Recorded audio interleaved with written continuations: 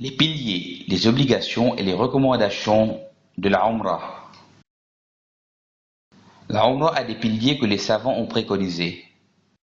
La sacralisation, le sa'i entre As-Safa et Al-Marwa, le tawaf et les obligations de l'Umrah sont la sacralisation à partir de l'endroit du début de sacralisation, qu'on appelle les miqat. Comme l'a dit le prophète, paix et salutations d'Allah sur lui, après avoir cité les différents endroits pour chaque pays. Ils sont pour eux, et pour celui qui passe par eux parmi les autres gens, pour celui qui veut faire le pèlerinage, aussi bien le grand que le petit, le Umrah. Le rasage et le raccourcissement des cheveux.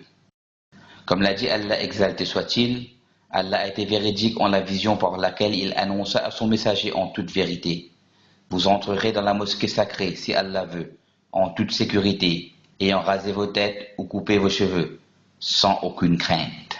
Il savait donc ce que vous ne saviez pas. Il a placé en dessous de cela la trêve de Hudaybiyah, une victoire proche.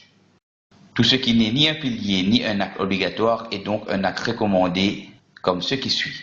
Le bain rituel de se parfumer lors de la sacralisation dans 2 tissus blancs.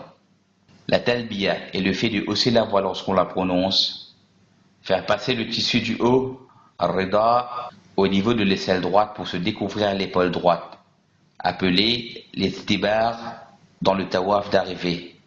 Celui qui délaisse un pilier de l'Umrah, son Umrah ne sera complète que s'il accomplit ce pilier manquant.